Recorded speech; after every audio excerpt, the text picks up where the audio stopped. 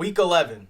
There's no more room for error. You cannot afford to lose games this time of the year. Unless you have a 5-game lead in first place over everybody else, you cannot afford to lose this time of the year. And my goal is to make sure every single one of my subscribers, every single one of my viewers, every single person that's left a comment, dropped a like down below, is going to the playoffs. And I'm going to make sure in this video we cover every single player this week that's going to go boom! We don't want anyone to go doom in our lineups this week. So let's roll the intro and go over every single player that's going to go boom!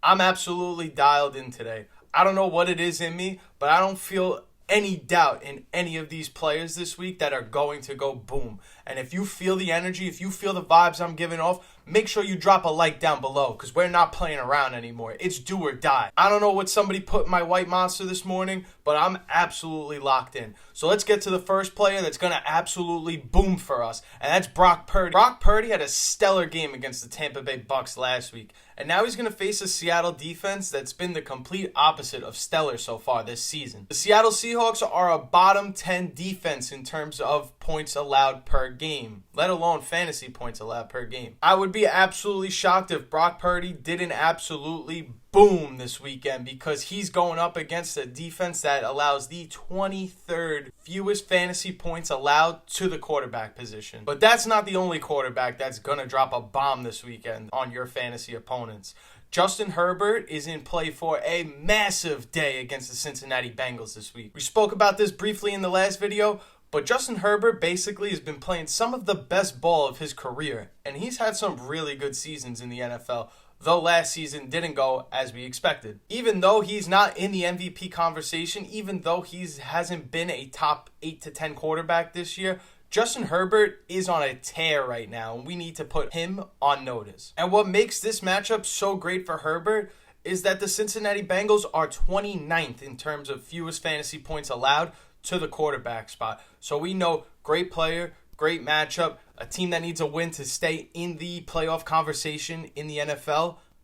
Justin Herbert is going to boom this week. And if you don't have either one of those quarterbacks, no worries. I'll sprinkle a little more game for you. Let's start Jared Goff against the Jacksonville Jaguars because there's no way he can have 5 interceptions again this week. Jared Goff has had some relatively bad games this year, followed up by some relatively stellar games, and this feels like another one of those stellar bounce-back performances from Goff, especially against the Jacksonville Jaguars, who are last in terms of fewest fantasy points allowed to the quarterback position. This is a great matchup, a great get-right opportunity for Jared Goff, and if you have him, I'd be starting him. Moving on to the running back position.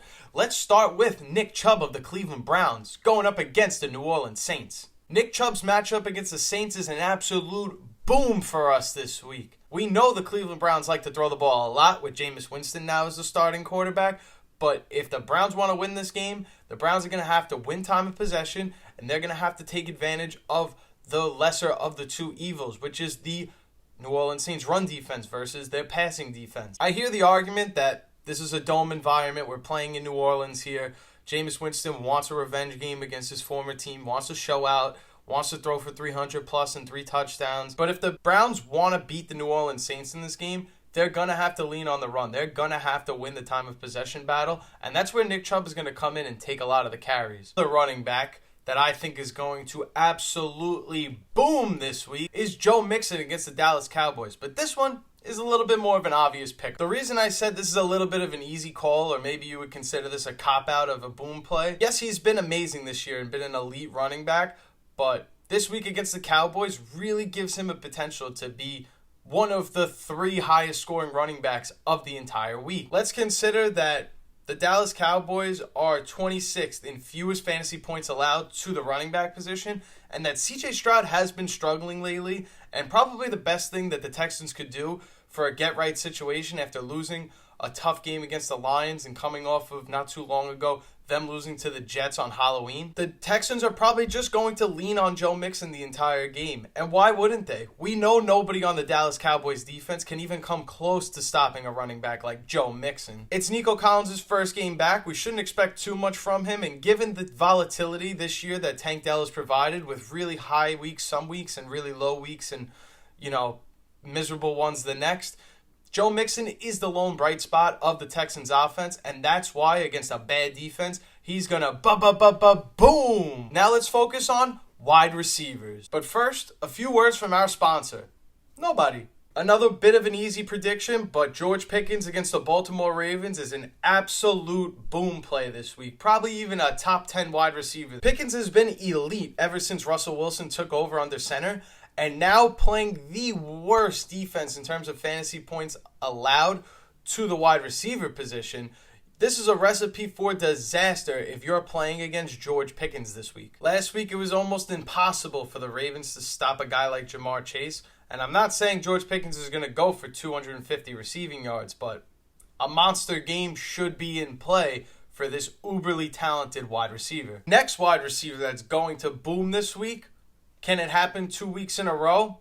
I think so. That's Calvin Ridley of the Tennessee Titans. After only having one touchdown going into Week 10 for the Tennessee Titans, Calvin Ridley absolutely boomed against a really good defense in the Chargers and scored 2 more. And even though it's not a favorable matchup for his quarterback in this game, the Minnesota Vikings are a great matchup for opposing wide receivers this season. Sure, the Vikings defense overall has been really good this year, and it can throw fits at whoever's going to be under center for the Titans this week.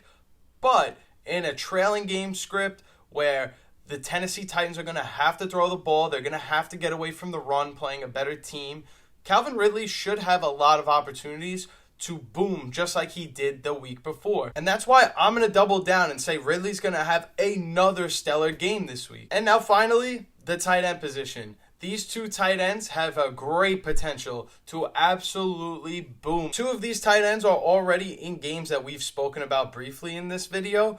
And the first one is David Njoku. In his last 4 games, he's seen no less than 7 targets in each of those games. So in terms of having his number called on and having passing opportunities thrown his way, we can trust Njoku to be great against the Saints this week. And what makes me feel really confident in a guy like Njoku just absolutely pouring it on in a week like this and going forward the rest of the season is that he did the exact same thing last season once there was a quarterback change. Once the Browns brought in a different quarterback that wasn't Deshaun Watson, a guy that likes to throw the ball 35, 40 times in a game, David Njoku absolutely took off in fantasy, and we all thought we should be drafting him as an elite tight end this year.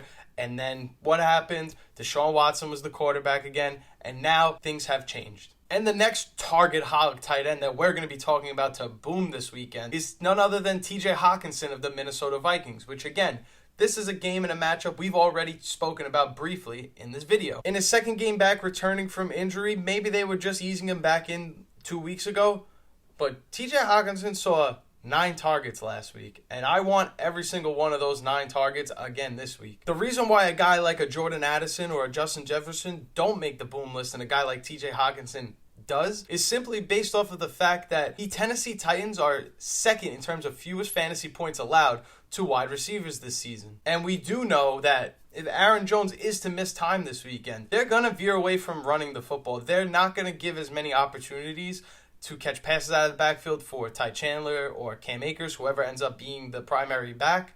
And we know that it's a tough matchup for wide receivers. So where else can Sam Darnold look other than over the middle to his trusted tight end, TJ Hockenson? We also have seen plenty of times what it looks like when TJ Hockenson gets big-time volume and a big-time target share in his offense, and it usually leads to him being an elite fantasy tight end. So for the reasons of less of a backfield opportunity if Aaron Jones isn't going to be there, mixed with the fact that it's not a good matchup for wide receivers in this game, TJ Hockenson finds himself as a boom tight end play this week. So that is my list of boom players for Week 11. If I missed any names that you think are going to absolutely tear it up this weekend, make sure you leave a comment down below and we can have a discussion about it. And as always, Thank you all so much for supporting the channel, for every single person that even clicks on this video, for every single person that likes the video, for every single person that leaves a comment, subscribes.